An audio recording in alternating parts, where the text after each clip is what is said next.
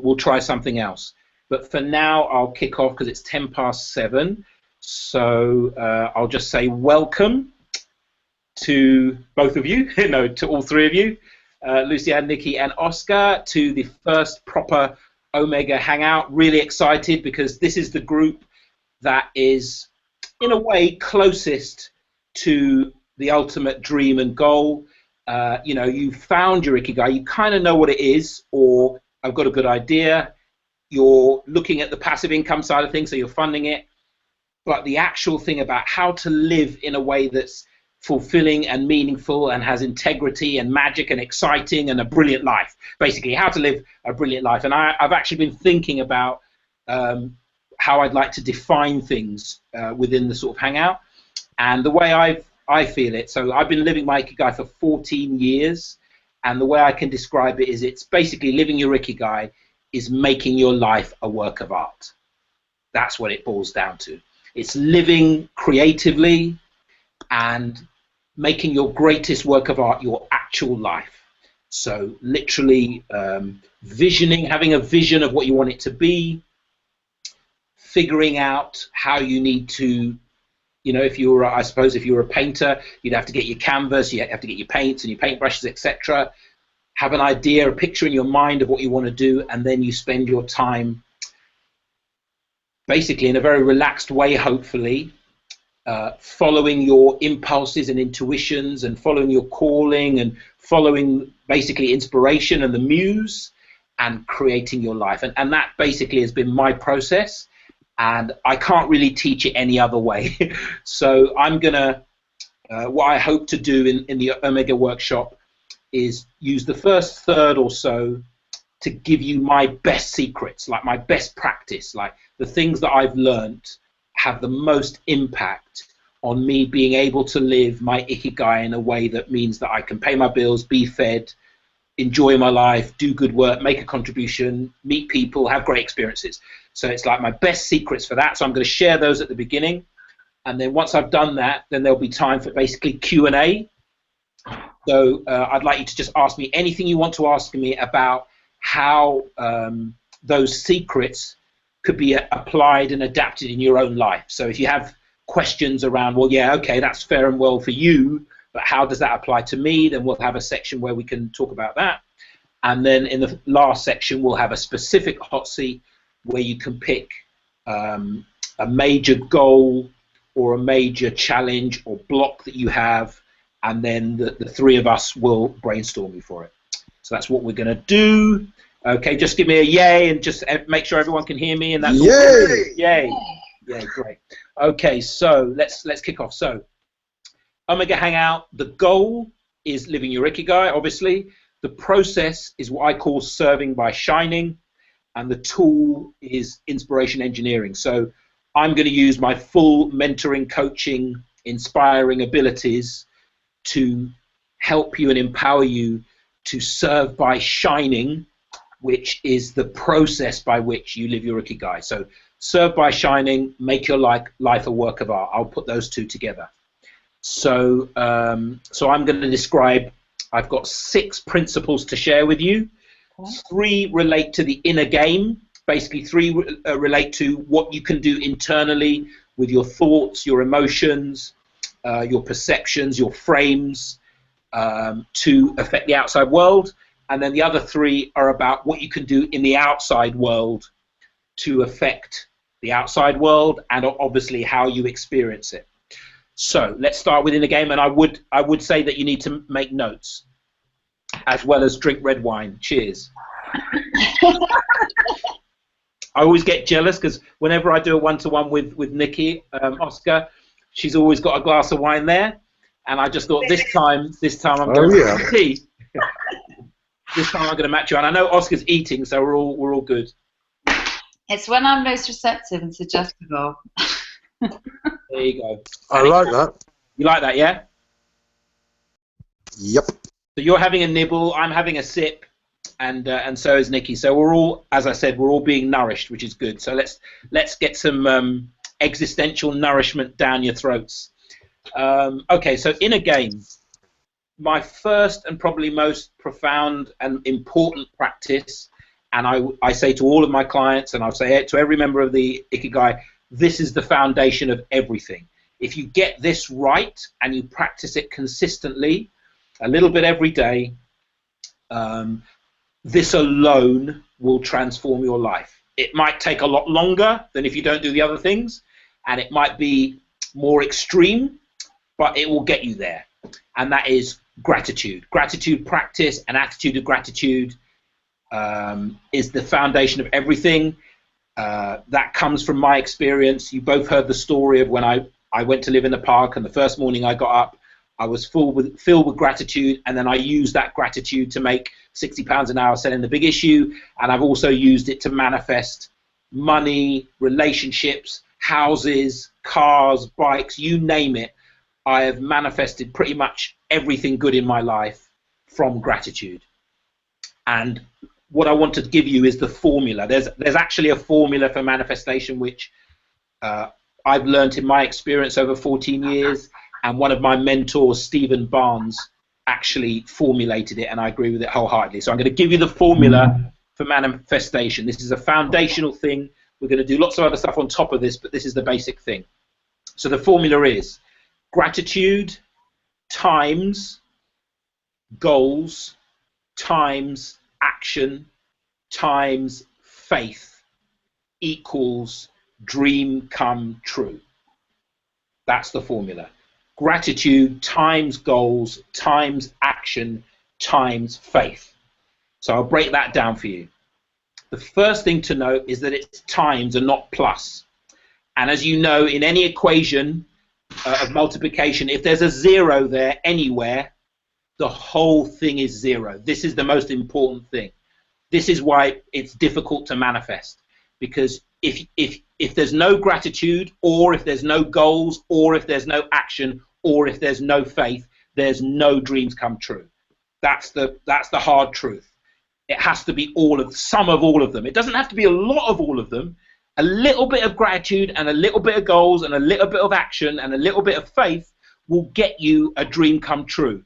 It probably won't be a very, rich and deep and amazing dream, but it will be some version of what you want. So obviously the goal is to bring as much gratitude, as clear as goals, as much consistent action, and as strong and deep faith as possible. And I can tell you, when I've done that well at a high level, the dreams have come quick, they've come big, and they've become actually more than I could have imagined. They're actually greater than my own imagination. That's when you know you've done a good manifestation, when it's greater than you imagined. All making sense so far? Yeah. Yep. Okay, so the key here is, so most people know, we all know kind of thing, that you've got to have goals and you've got to take consistent action. Anyone that's done anything by Tony Robbins or any good coach or motivator knows that, goals and action. And they also probably know about, you've got to believe in yourself, you've got to have faith. You've got to believe that you're worthy of and that you can achieve your goals. If you don't believe you're worth it, if you don't believe you can do it, then you've got no chance. And I think you both know that, right? Lucy, Yep. Lucy, hear us. She can or can't? She can. Oh, great. Okay, fantastic. Okay, that's good. I love her so much. I love you, Lucy Ann, and I loved your Rambo thing that you did around the EU, and we'll talk loads later, but thanks for sticking with us even though we can't see and hear you. So that equation is really important. So faith is self-belief, and you just want to cultivate that. And the best way to cultivate faith is to, I'm going to keep coming back to this, is to do little things every day. Set yourself little goals every day so that they're basically easily achievable, like the 1-minute practices, your morning ritual, because every time you achieve a little goal, whether it's around health and fitness or whatever, you've reminded yourself you can do it. You've given yourself that little bit of faith. So lots of little progress every day affirms your faith in yourself, affirms your self-belief. So that's fairly straightforward, and we're going to talk a lot about that. So that's the way to build faith. In terms of action, we all know, again, consistent action. It doesn't have to be a lot every day, but it has to be some every day. And obviously we've got our whole accountability structures within the group that help us all to keep taking action. Same with goals. We're working with our goals in the masterminds and in our one-to-ones. And the thing about goals is they need to be smart. specific, measurable, achievable, results-based, and time-bound.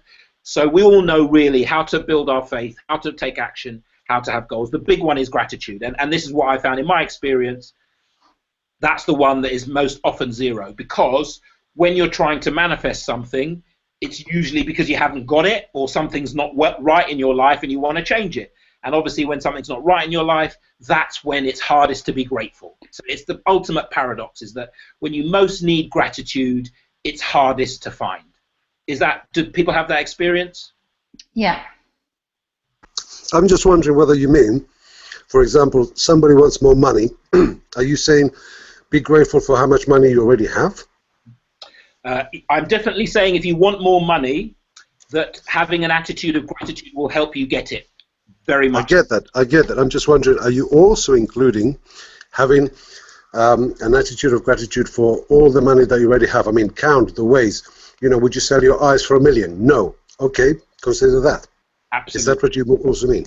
That's definitely a part of what I mean. That's an essential part of it. Yes, if you're using the money example, if you want money, the first step is to be grateful for what you do have. That's absolutely right. But it's only the first step. The bigger step, which is the step I'm going to say now, is to cultivate gratitude for nothing.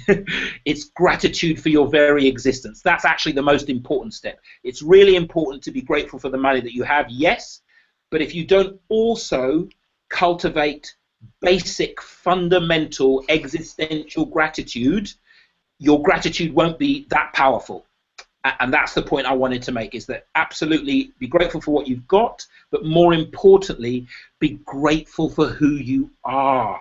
Be grateful for your life and existence. In every moment, the energy of life, of your cells, of your biology, is keeping you alive and digesting and working your brain cells and doing a million things without you having to lift a finger, and you absolutely take it for granted all the time.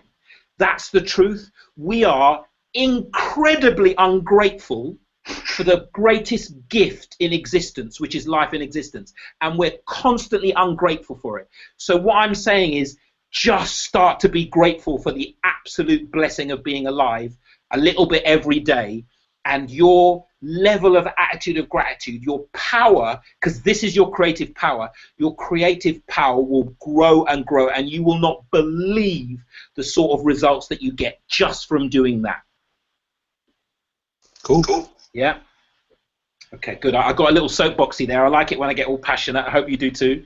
But I am really passionate about that, because it's a very simple thing. We are massively ungrateful, and that's basically the biggest problem for most people, is that we just need to remember to be grateful for the most basic things. Like you said, I can see. There are people who can't see. I can see all the wonders of the world. I can hear music. Imagine not being able. So just being grateful for being able to see, hear, taste good food, drink wine, the things of existence, the sensory world. We should be, honestly, to me, the natural state is joy. And when I'm basically on it and I'm practicing what I preach, that is my natural state, because in every moment there is so much to be grateful for. It's incredible. So that, to me, the biggest thing you could take from me is that cultivate the joy and gratitude of existence. Okay, so moving on. That's the first principle of the inner game: attitude of gratitude practice at a fundamental level. Second is that the answer to the question, why are we here, is that we're here to serve. And this really came from when I lost my leg, and I went through the process of, it could have been the worst thing that ever happened to me. It could have been a tragedy. In some ways it is a tragedy, but I had the choice of how to frame it, and I had the choice to find the gift in it. And by finding the gift in it, and by framing it as actually the best thing that ever happened to me, and this is what I needed to go to the next level, to become a more loving, caring, empathetic, compassionate, inspiring person, it absolutely did that. And the key to that was that I thought, the thought that allowed me, when I was lying in hospital losing my leg, the thought that allowed me to see it as a gift was the thought of, wow, now that I'm a one-legged poet, people who have suffered, I can empathize with them better. They can see that I've suffered with them. They can see my solidarity with them, and I can be more inspiring and more empowering. That was literally the thought. And so it was a thought that wasn't about me. I turned it into a gift by thinking about, how could I serve? How could this make me a better server? How could this make my contribution greater? And that's what turned it around for me. And that's always been the case in my life, is that when I've wanted something for myself, the key was giving to another. It's like, what you want for yourself, give to another. And as Zig Ziglar says, the great Zig Ziglar, you can have anything you want if you will just help enough people to get what they want.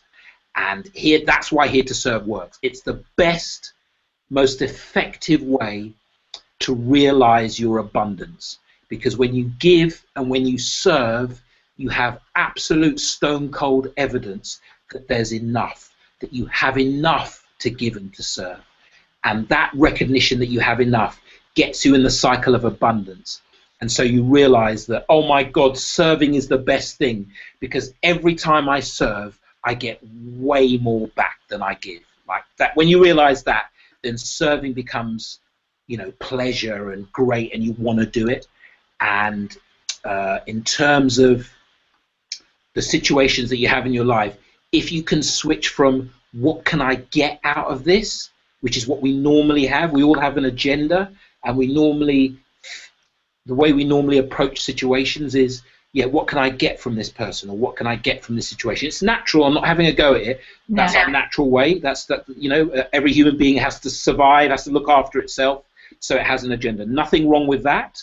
But you have more tools in your toolbox when you can, at will, shift from that normal human place to a higher place, which understands that I can get my needs met best by serving the moment. And that changes it all around, because you're still doing the human thing, you're still getting your needs met, but you're using a different approach. You're using the opposite, paradoxical, counterintuitive approach, which I can tell you for 14 years of doing it, worked like fucking gangbusters. Like, I would never, I genuinely, every time I find myself trying to get what I want by getting, I always end up laughing at myself at how ridiculous that is. And I move into giving, and I give and I get everything I wanted anyway, plus more. So I can't say it more than that. Yeah, go ahead, Oscar. I'm just wondering whether to wait until afterwards to ask some questions or whether to intervene. No, go ahead. It's good. Okay, so for example, I like what you're saying, where you're coming from, especially with regards to the subconscious question of what can I get, changing it to what can I give. And I'm still, I warm up to, for example, Stephen Covey's 7 Habits, where one of them is think win-win. Yeah. And somebody said to him, Stephen, I was thinking win-win, and this person took me to the cleaners. Right. And it was like, you were not thinking win-win, you were thinking lose-win. And it can be possible that that mentality can go in that direction. What can I give? What can I give? And somebody takes you to the effing cleaners, and you're still thinking, what can I give? Yes, absolutely right. Thank you for that, making that point, stroke answering that question. That's absolutely right. And you know, we all know, we've all probably been martyrs, and we all know martyrs, and we all know what it's like to give, and have people take, and be taken advantage of. So you're absolutely right.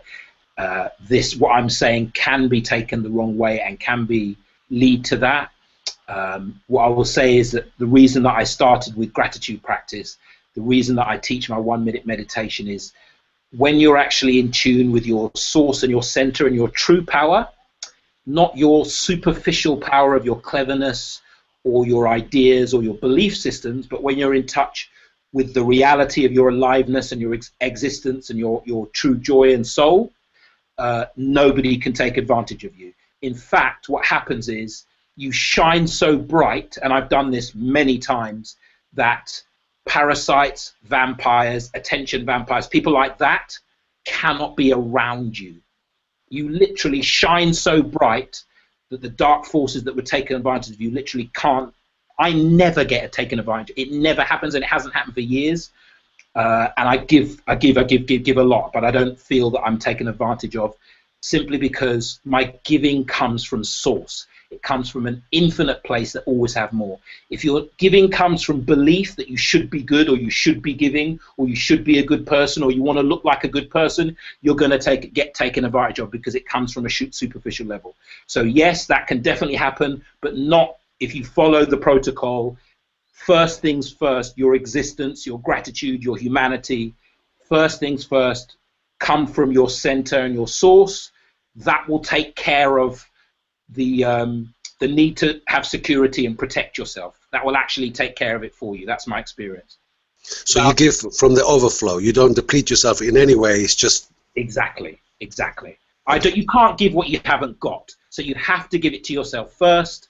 So the first thing is serving yourself, loving yourself, and that's what the gratitude practice is all about. It's being grateful for yourself and your life. Okay. I love the connection. Cool. Great. Thank you, Oscar. Brilliant question. Make sense, Nikki? Yes, absolutely. Make sense, Lucianne? I'll let you type in yes or no there. Okay. So the service has to be built on the foundation of centering and source and your own energy and power, and not non-depletion. Perfectly put. And then the third side of that, the side that really brings it all together into a synergistic whole that's greater than the sum of its parts, is yes, why we're here is to serve, and we best serve by shining. We don't actually best serve by self-sacrifice. We serve by following our joy, expressing our creative free will, and facing our fears. That's shining to me. That's my definition. You might want to write that down. Oh, can you say it again, please? Yes. So we serve best by shining, and my definition of shining is following your joy, expressing your creative free will, and facing your fears. That's what, whenever I've needed to shine, whenever I've had a big challenge, a big thing that I'm organizing or performing or got to write, or a big, whatever it is, I've got to follow my joy. I've got to come from that place of innocence and joy and divine child and creativity. I've got to express myself, my uniqueness of me. I can't try to be like anyone else. I've got to be me. And I've got to face my fear of embarrassment, failure, not being good enough, people laughing at me, it not working, me getting it all wrong, all of the things that we're afraid of. I've got to face all those things. And if I face all those things, if I express my uniqueness, and if I really go with my heart and soul and my joy, I always smash it. Like, I can honestly tell you, I've been performing for over 10 years, and I can remember one time that I didn't feel like I smashed it, in terms of the audience loved it, had a great time, and everyone had a good time. And that one time was a time that I was full of self-doubt and didn't believe in myself. And I tried to be, it was all cool hipsters in Edinburgh Festival, and I tried to be a cool Edinburgh Festival hipster, and I tried to be clever, and I tried to meet the Guardian reader intelligentsia chattering classes instead of being myself, and I died a death. It was a horrible experience, and I've never done it again. I've always gone, I'm going to go full Chris Paradox. I'm going to be who I am, and I don't care. And whenever I do that, it smashes. So that to me is shining. So it's not serving by sacrifice. It's serving by doing those three things: following your joy, creative, expressing your free will, and being and facing your fears. So gratitude, service, giving rather than trying to get, and shining through those three things. To me, that's the inner game. Like, that's my practice. That's my central practice that I've developed over 14 years as the absolute things that always work. That's my criteria for a practice: is, does this work in every situation? If it's not universal, to me, it's useless. To me, it's got to have worked in a concentration camp, when I'm suicidal, when I lose my leg, when I'm living in a park, when I'm with my girlfriend, when I'm with my mate, when I'm with my children, when I'm with my parents. It's got to work in every situation, and I promise you these three do. So Q&A, questions and answers and queries about that. I have a question. It is it is actually related to gratitude. There is this story which you may be familiar with. Young man goes to see Guru, says, Guru, tell me what's the secret of success. Guru says, okay, see you by the shoreline tomorrow morning. The man turns up. The Guru takes him into the water and then tries to drown him. Then says, do you still want to know the secret of success? Yes.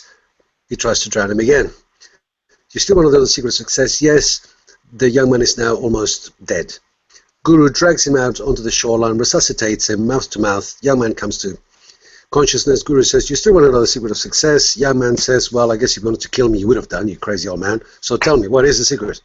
And he said, well, when you want to succeed as much as you wanted to breathe, then you will. Absolutely. That is like one extreme. That is one school of thought. This is, I think, what Tony Robbins refers to when he says, when the why is big enough, the hows take care of themselves. Yeah. Yeah. So there is that exceptional point. On the other hand, there is another school of thought. I think it almost seems paradoxical, although I'm sure there is no paradox. The other side of the coin is that of people like Eckhart Tolle who would say, hey, boys and girls, you don't need shit. Everything you need, you've got within you right here, right now. Nothing else will make the moment better than it is. So chill.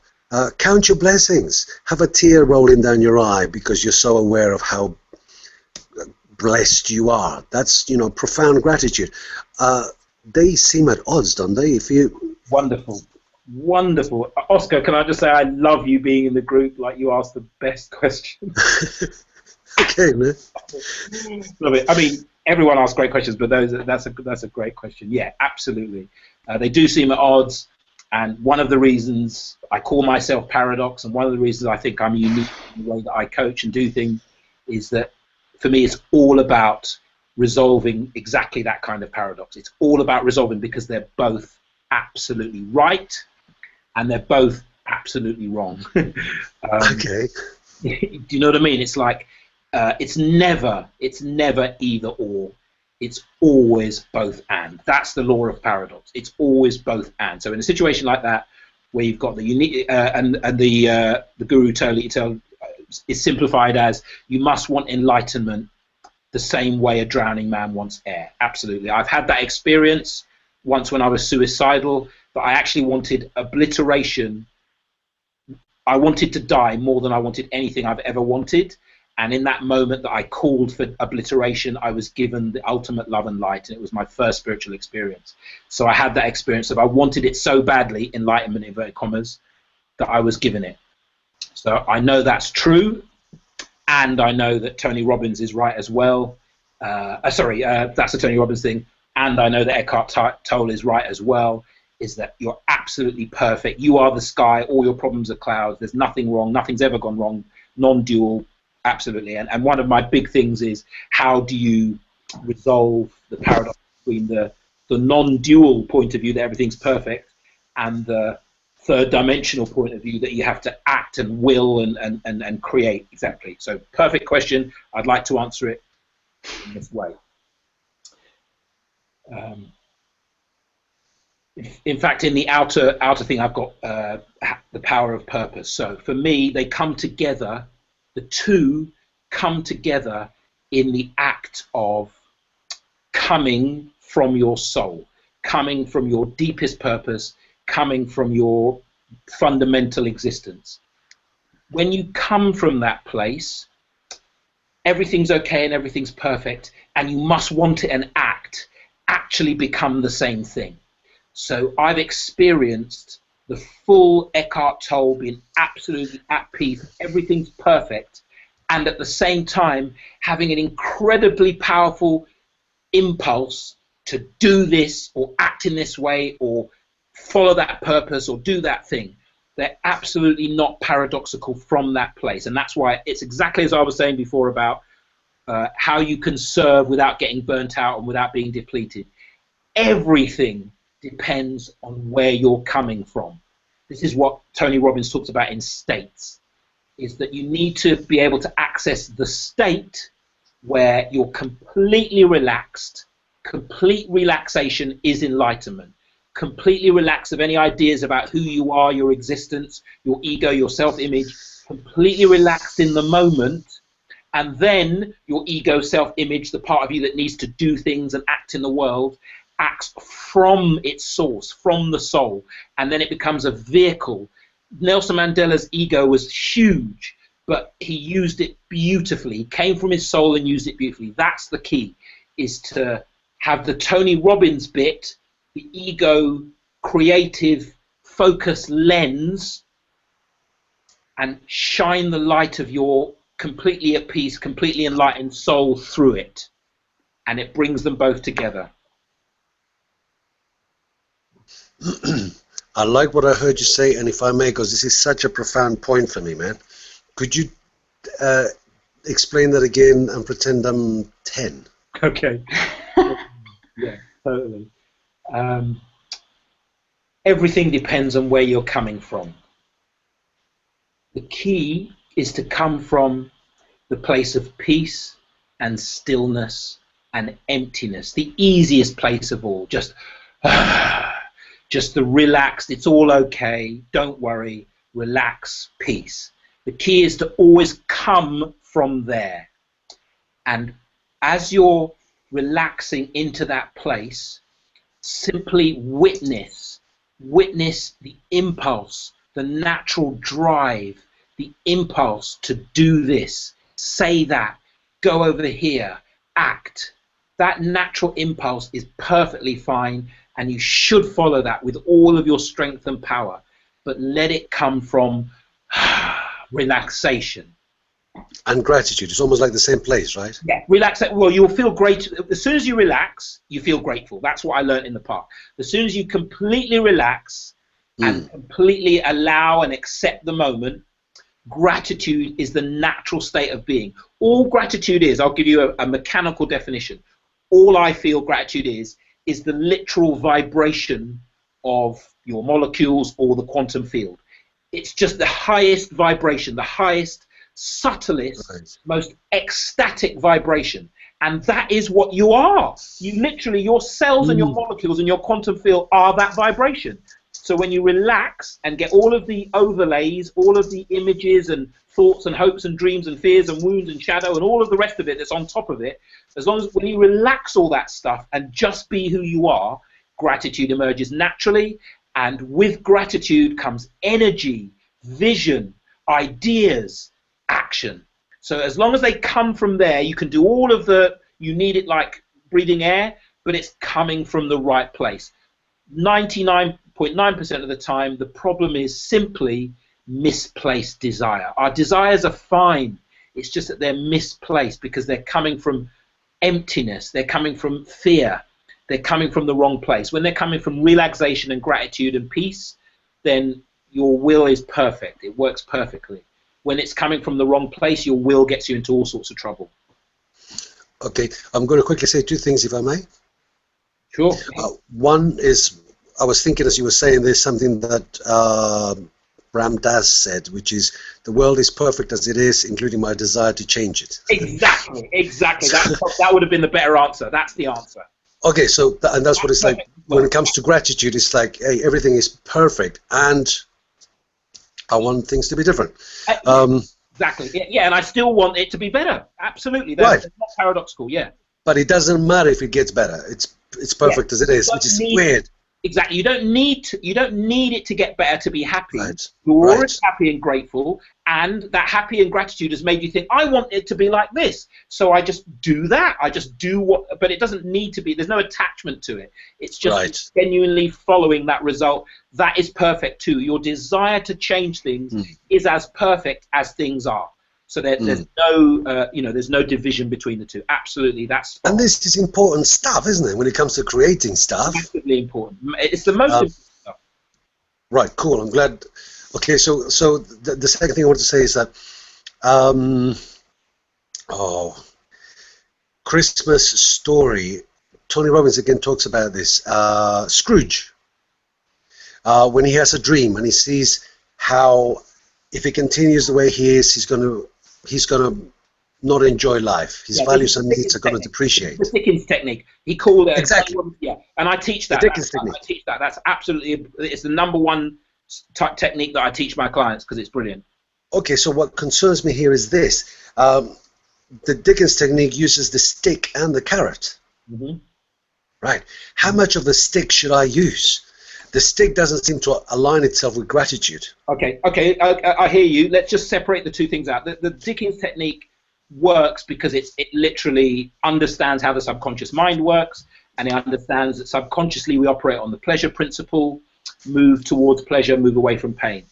So it does use the stick in terms of making you associate your limiting belief with the pain associated with it, which I suppose you could call a stick, but it works in a very well-held, complete package. So there's no danger of it infecting your realization that you're perfect. And it's not really using the stick in a negative way. It's using it very carefully in a way with your subconscious about a specific limiting belief, which gives you both the power of moving towards the new belief, the empowering belief, and the power from moving away from the limiting, painful belief. So I think that the way that it uses the stick is encapsulated well enough for it not to be dangerous to affect what we're talking about here, which is self-love and self-acceptance and not beating yourself up. Okay. Yeah? We'll leave it there because I know this could go on a bit. Okay, so we'll come back to that. If you make a note of anything that you want to say about that, we'll come back to that. Okay, so those are the inner game 3 principles. So the 3 for the outer are related to something we were just talking about. So the first one for me, in terms of, so we've talked about the inner game. In terms of the outer game, when you've got genuine life challenges, whether that be earning enough money, putting food on the table, paying the bills, getting a good job that you like, all of that kind of stuff. The number one principle that always works in making that easier, better, faster is being on a mission. Being on a mission. Make things a mission. Again, in my life, that's what I've realized is that when I've had, you know, the amount of times when I was living in the park and living in squats that I needed money, and so I would basically put on a cabaret show, and everything that I needed to do to get the acts, find the venue, negotiate with the manager, the venue, the split, the door split, promote it, market it, get a team to help me, all of the things that you need to do to put on a show, I did in usually over quite a short space of time, a couple of weeks, amazingly well, simply because I made it my mission. I made it a mission. I was on a mission. You know that expression, on a mission? We say it when we're like, look, I can't stop, I'm on a mission. When we're super focused and we're in flow. We're super focused and we're in flow. And so whatever challenges you have in your life, if you approach them from a normal perspective, I found that you're not very efficient, you're not very effective. Struggle is a struggle, but I found that when you make it a mission and you literally have a mission to complete, and you have that energy of I've got to do this, I want to do this, I've got to do this. It's basically the power of purpose. I talked about purpose earlier. You right there, Nikki? Sorry, no, I'm just getting something. It sounds like you're smashing up your flat. Like. No, I'm just getting something out of the freezer and it's a bit stuck, sorry. Oh, that's a good microphone you've got there, hon, because it sounds like a rock band in a hotel room. I'll turn my thingy off. Stand by. Okay. Sorry about that. No worries. So being on a mission, or the power of purpose. So this is a principle that has always worked for me, is that, and as we were saying before, it's always about coming back to source, and the source of everything, of my Ikigai, was finding my why in the path, finding my purpose. My purpose is to inspire and empower and inform as many people as possible of their purpose, what gives my life meaning is helping other people to find meaning. What gives my life purpose is helping other people to find purpose. I started off by doing it through poetry, then talks, then workshops, then courses, then coaching. But it's always been the purpose.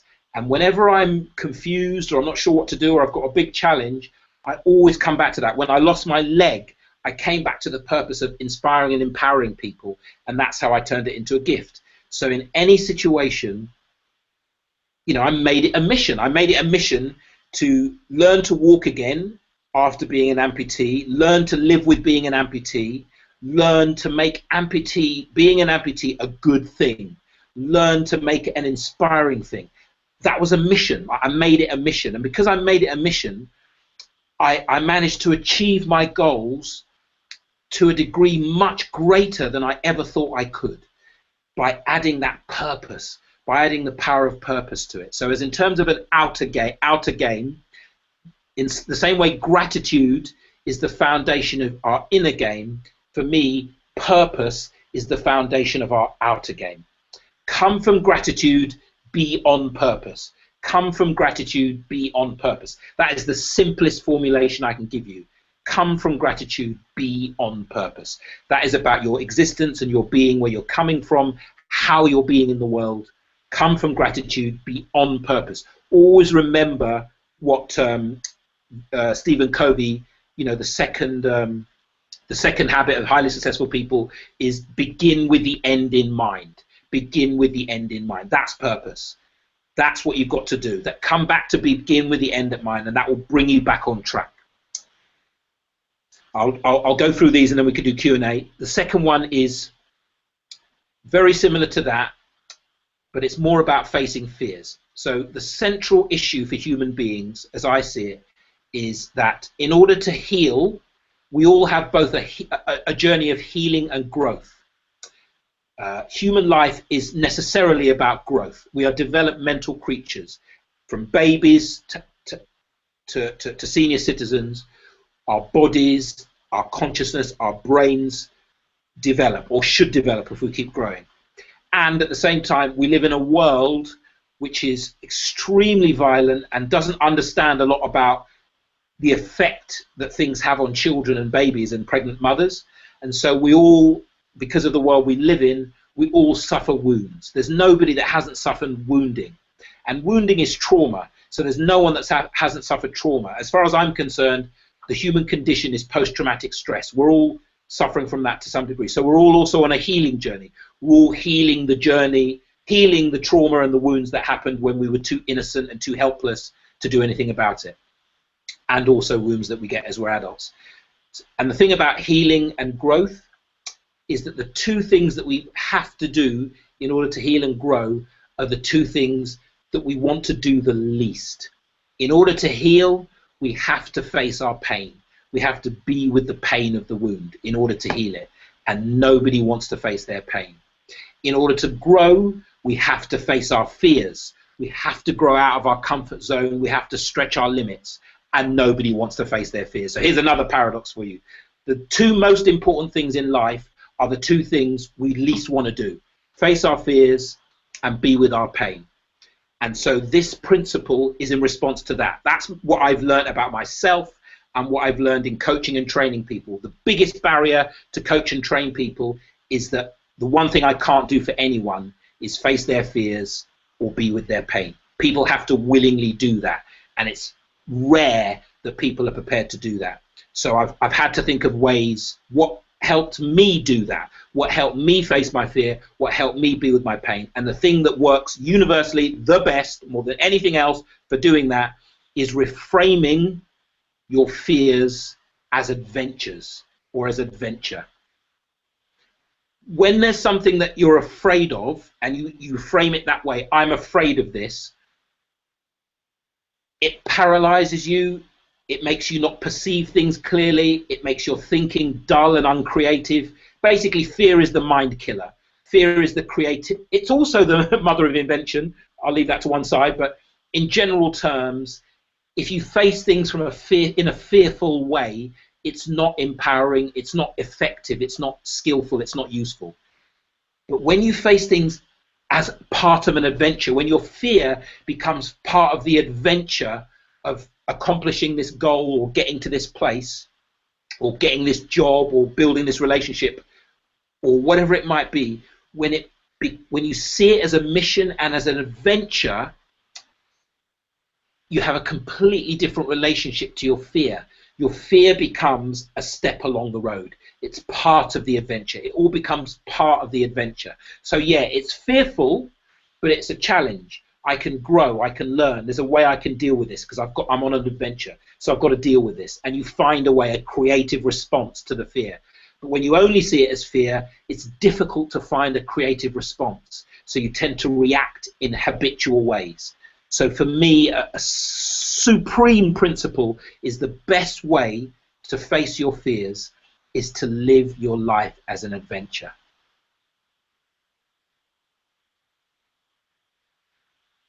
Can I get an amen? Amen. Amen. Nikki? Yeah, amen. I put it in the chat. Okay. Brilliant. I always wonder if I when I go on a rant, it might be that it makes no sense whatsoever. So I do need to ask if that made sense. Great. Okay. So be on a mission, reframe as an adventure. And we're going to talk about reframing more specifically when we work with specifics about your life, but it is all about reframing. You reframe things as a mission. You reframe them as an event. Reframing is your greatest power.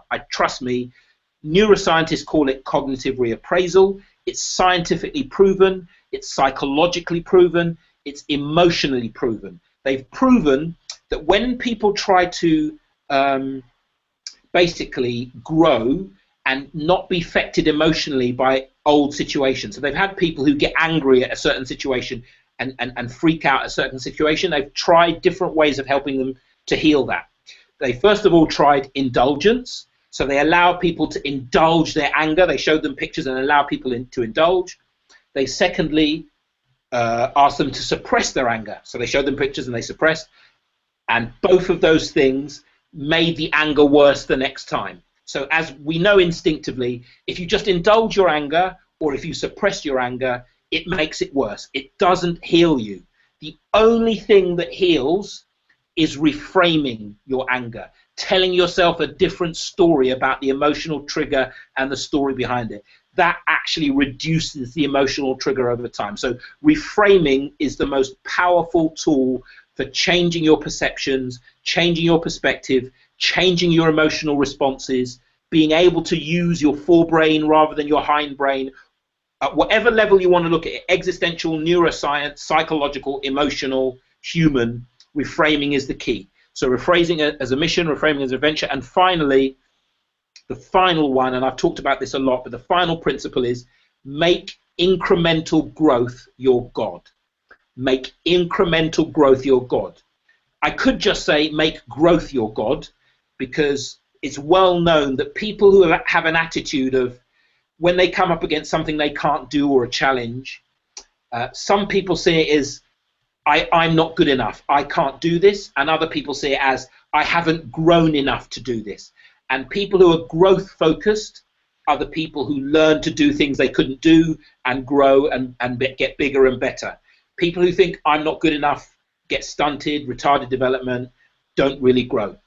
And so I could have said make growth your God. If you make growth your God, if whatever happens to you in your life, your response is I need to grow and I can do this. I just need to grow and I can do this. Nothing will be able to stop you. You'll become unstoppable.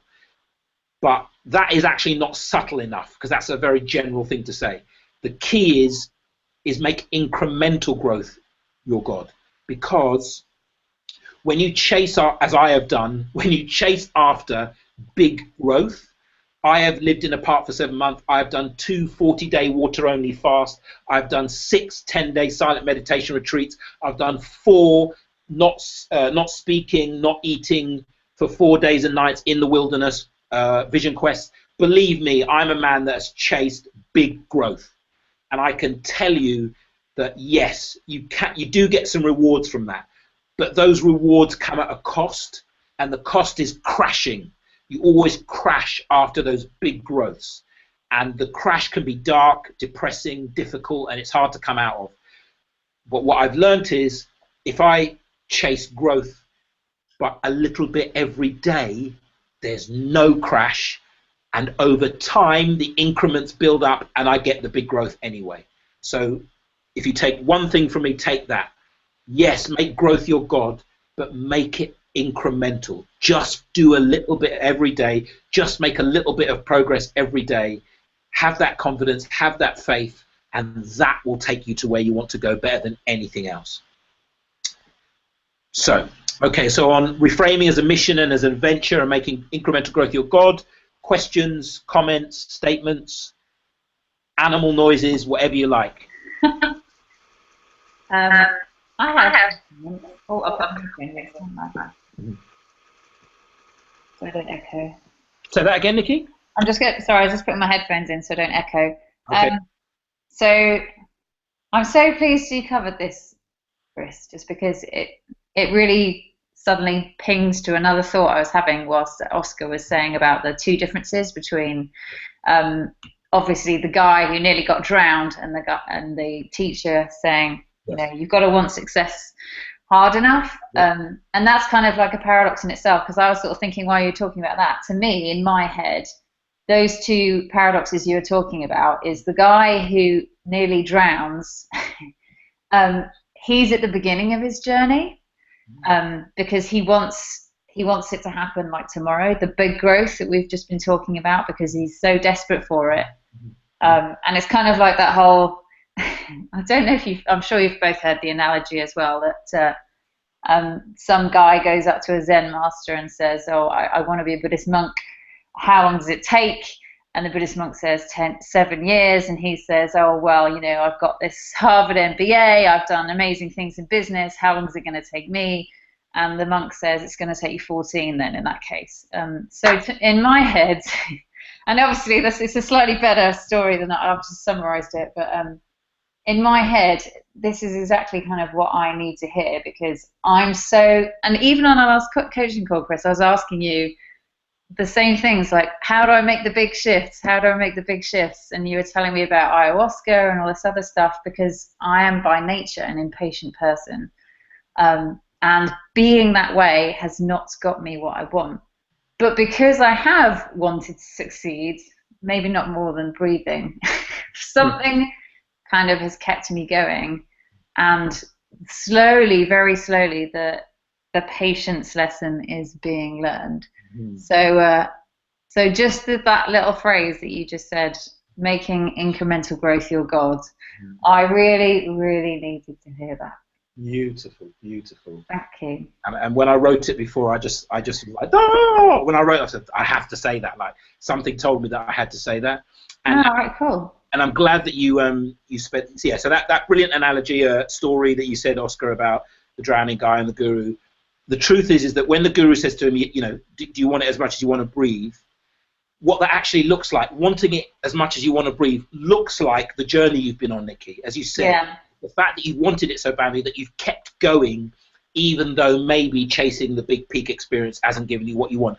But it's the fact that you want it enough that you're still doing it, that you're still going for it. So you've kind of got that already. And to be honest with you, you, Oscar, you, Nikki, anyone who's in the Ikigai Mastermind, I automatically know wants it enough, because you're paying money to have a group like this. 90% of people won't do that because they don't. Absolutely.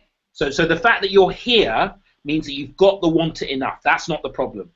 The problem is, how can you relax and do the right things, the skillful things to bring it to you? And that's where the incremental growth comes in. And it's like, you know, just learn from your own and my mistakes, is that it's actually okay to have the occasional peak experience, and you should still do that as long as you recognize that that's you know, like a little special bonus, but the actual work goes on the incremental level. Yeah, that's so true. Thank you very much anyway. I really needed to hear it. Brilliant, brilliant. I'm so good. Nikki, may I invite you to make a note of a word which you may find interesting? I certainly do. Yeah, and I was reminded of this word by Chris's sharing, and the spelling is K-A-I. Yep. Z-E-N. Z-E-N. You know the word? Yeah. Kaizen, yes. Yes. I've heard of it. Remind me what it means, though. Baby steps, continuous improvement, right, okay. little steps. One reasoning is that It's been a while since I read a book on it, but one of the things that I do remember was that it's one way to tiptoe around the amygdala. Nice, nice. And the amygdala is the part of us that if it senses danger, yeah. it kind of like fight or flight kicks in. We disconnect from our prefrontal cortex. We become more stupid. Yeah. Whereas if we just like tiptoe, nothing major, nothing big, tiny little steps, really small, perfectly doable. Like, for example, you want to cut down on how much sugar you take. Okay, have 1 grain of sugar less in your tea. It's like ridiculous. 1 grain less. What are you talking about? Yes, do that every day. Before you know it. Thank you. I couldn't have put it better myself. I honestly, I love you two guys. You're fucking brilliant. It's like, it's brilliant. Yeah, Kaizen. The slight edge. That's what that is, isn't it? The slight edge, exactly. But you're right. It's like that's how the Japanese, after the Second World War, when they were destroyed, built up a world-leading technological and car-making industry through Kaizen, through incremental growth. And believe me, I'm a sports fan. I watch NBA basketball and bollocks like that. Bollocks. Sports and rugby and all of these sports where they're getting professional, that's how they train the players to become better. That's what New Zealand did in the rugby. You name it. It's getting the players to make a little bit of incremental growth every day. That's all personal trainers. That whole anyone that's about excellence and performance, high performance and excellence, Kaizen. And it's exactly the same thing in your spiritual growth in your life. Exactly the same way. Make incremental growth your God. Absolutely spot on. And go on, Oscar. When you were talking about the 2 most important things we need to do, which is face our fears and be with our pain, a couple of points on face our fears and then a question on be with our pain. Reframing, yes, wonderful, man. What an art form that is. And I wonder if you guys are familiar with Byron Katie. Yeah. I mean, what a star she is when it comes to reframing. Yeah. And asking questions like, is it true? I love that. Is it true? Oh, God, it's the end of the world. Is it true? She hates me or he is it true? Is that really true? Yeah. It already starts to challenge one's fear. And I'm also reminded of the book, Face Your Fears and Do It Anyway. I read that book once, and I don't think she meant that. She meant reframe your fears so that they don't paralyze you. Yeah. So I'm glad that you kind of addressed that because people big up to Byron Katie and the work because yes, love her. It is the ultimate spiritual reframe. All she does, she breaks it down to okay, whatever it is that you're traumatized by or terrified by, bring it down to this moment right now. Right now, is it true? And it's all about actually looking at it in the proper frame. The proper frame to look at everything. Because the only thing that actually exists is right now. So the frame of the past and the frame of the future are not the proper frames because they don't exist in the now. So it's proper framing, reframing the moment. That's good. It's absolutely exquisite. I love Byron Katie, and you're absolutely right. That is the ultimate reframe. So because then you're telling yourself the truth. And I love that. It's not just reframing. It's like, don't buy your bullshit. Yeah. Inquire. Is it true? Is it true? How do you react when you have that myth running through your head? Robin Anton Wilson puts the same thing. Basically, this is the simple way to say it. Don't believe yourself. The voice that is telling, if you're trying to do anything new, like you said about the amygdala, Nicholas Law calls the amygdala the yeah buts.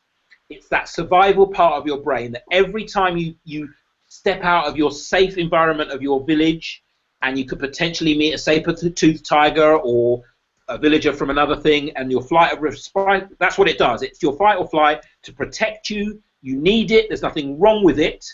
But every time you try to go out of your comfort zone, it will try to pull you back. So it will stop you from growing. So as you say, little steps tiptoe around the amygdala, into the hippocampus, and into the forebrain, which is where your genius comes from. And as long as you can just tiptoe around your flight and fright, you'll be amazed at how creative and brilliant you can be in the face of life's problems. Now, one thing that I also thought when it comes to facing your fears, which I didn't hear you mention, is creative visualization. How do you embrace this art form? Nice. I like the way you phrased it, for sure. Okay, yeah, the way I embrace it is as an important part of what I feel is the larger art form around both facing your fears and manifesting yourself, which is creative visceralization. So as opposed to visualization, visceralization. I think I said this when we had our first talk. So the visualization part of it is actually a tool. The reason that creative visualization works is that if you're the type of person that can do it reasonably well, the visualization will invoke a visceral feeling. But you actually don't need the visualization if you can go straight to the feeling. I'm shit at visualization, but I'm brilliant at visualization. So I just go straight to the visualization, and the whole reason for creative visualization is so that you feel the emotion and the feeling of what you want to create, or the state you want to create. So if you're using it to face fear and you're using creative visualization to get you into state, brilliant, do that. If it works for you, do it.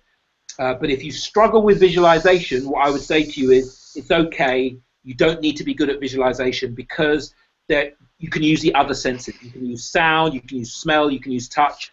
I was going to say, how do you get visceral? Because you use the other senses? You imagine what it smelled like, what it tastes like, what it sounded like? Yeah, so I'm kind of, what's the word, clairaudient and clairsentient. Oh. So I you know, when I get a poem, if I'm inspired, when I get inspiring ideas, I'm fortunate enough that I've had dozens, hundreds of inspiring ideas that I've managed to put into a poem or a work that has then gone into the world and done good. So that's demonstrated that it was inspired. And when I get those things, they come either through hearing them or feeling them, never by seeing them. I don't see. So my vision, when I talk, I'm a visionary. I have visions, but my visions don't tend to be visual. I close my eyes and I see it in a way that I feel it and hear it. That's the best way I can describe it. So, so I'm one of these people that recognize the power of creative visualization, and I can visualize. I've done lots of visual meditations, but when I'm doing them, my visualizations are basically like child's drawings. They're like stick objects, you know what I mean? They're like really unsubtle and not very vivid. So they themselves haven't really sparked the feeling for me. What sparked the feeling for me is I can only call it sensitivity. So it's like sensitivity to a piece of music. When you really love a piece of music and you feel it, some people I know see it, but I just feel it in my body and in my bones, and it makes me vibrate, and I can feel it. And so for me, that's the ultimate goal. If you're trying to manifest or put yourself in a state, it's about how you feel. So if you can go directly there without visualization, that's fine. But go on. Well, I'm suddenly reminded about when we were at school and we were asked to write a story, for example.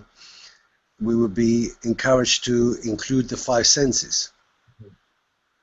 And I believe that the reason for that is so that the reader, as his senses are stimulated, more of the brain lights up and the subconscious mind really starts to be there, because he cannot tell the difference between a well-imagined thought and reality. Yeah, agreed, yeah. So the fact that you can go straight for the feeling, wonderful. However, I think most people, including me, can't.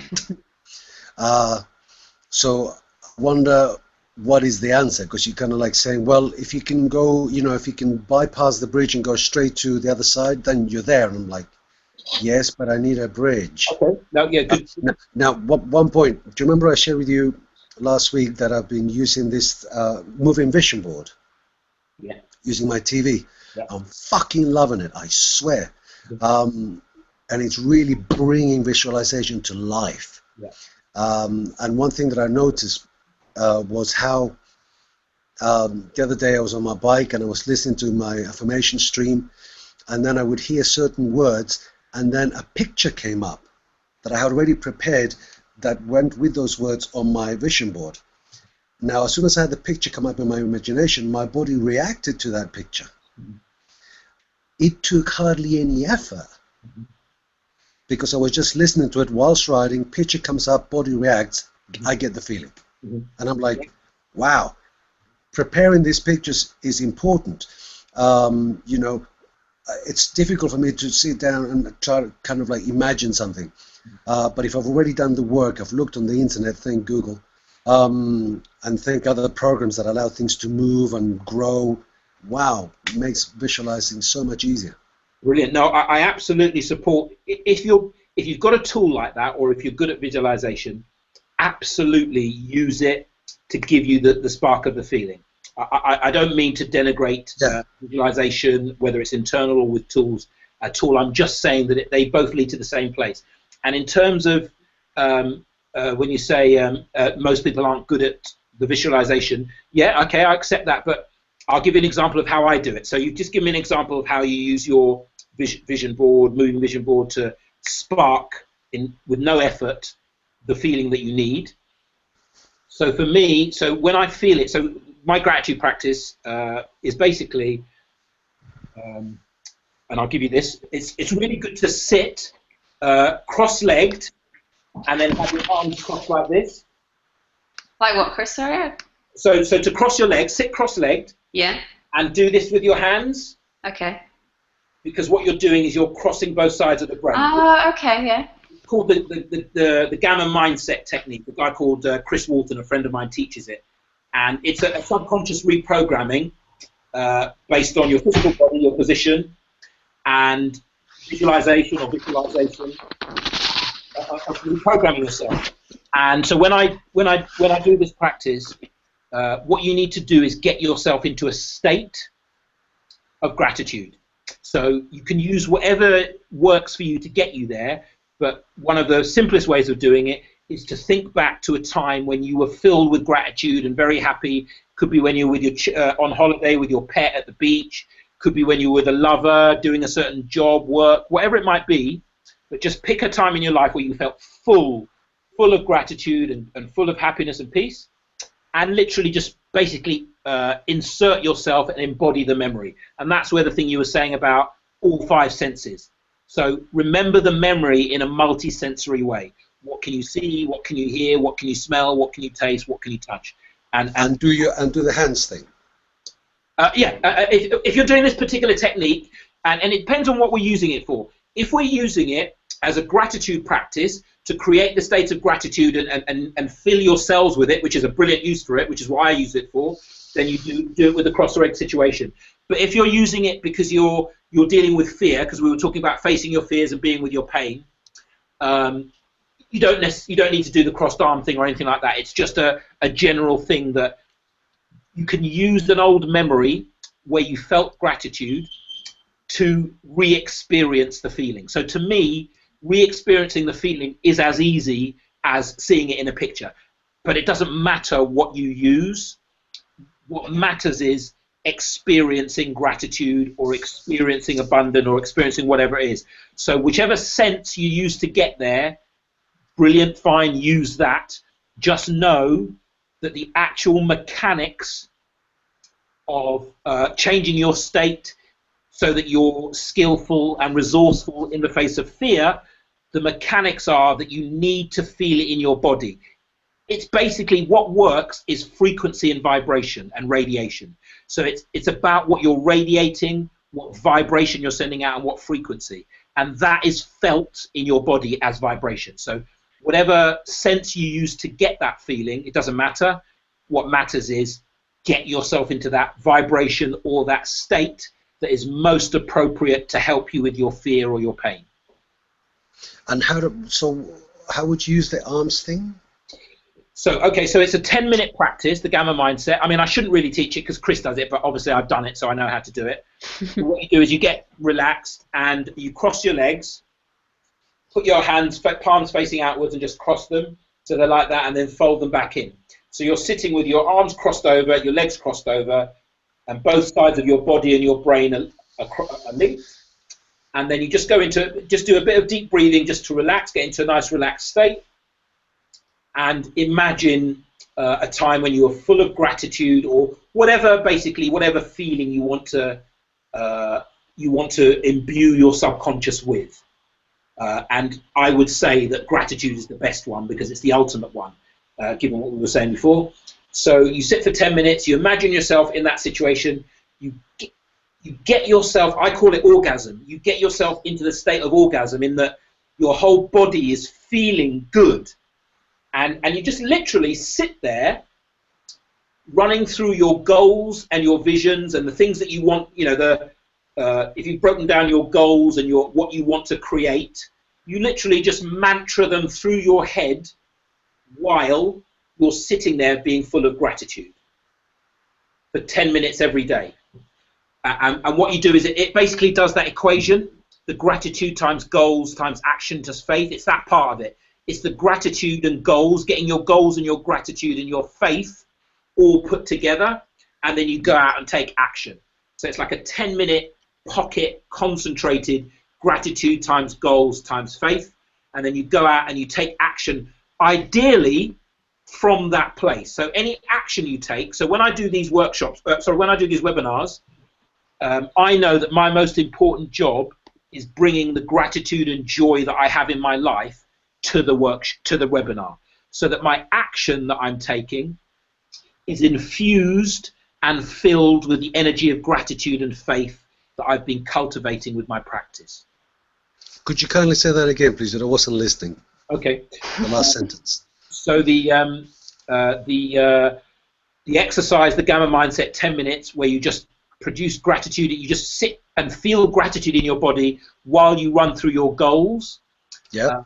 It's like a concentrated version of that formula.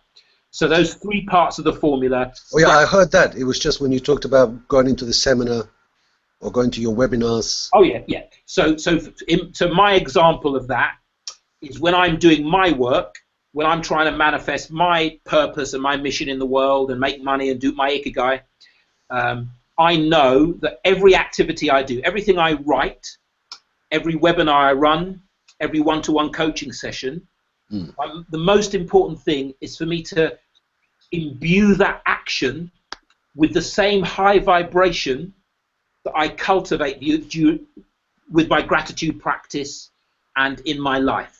So it's so you would do that exercise before you would do that exercise with the hands, let's say before the webinar or before. Not necessarily. I don't need to do that anymore, but you could do that. Okay. Because I can access my gratitude like that. Like, you know, I could just literally close my eyes, one breath, and I'm there. That's why I teach that meditation. So I can just access my gratitude very simply. And to be honest, I pretty much go around the day as much as, not all the time, but a lot of the time, in that place where I'm grateful for being alive and I'm grateful for I've cultivated it. So it's part of my life now. So I still have to remember, because I could easily do the workshop or write the thing from a place of, oh, I've got to do this, and oh, I hope this works, and you know, I'm not perfect, and I do that. But all I'm saying is that my practice is remembering not to do that and to bring my gratitude into it. And sometimes I forget, I don't do it all the time, but that's my practice for sure, yeah. I remember from last time, the webinar, when you mentioned a diet of gratitude and how ruthless you are with this commitment. Totally.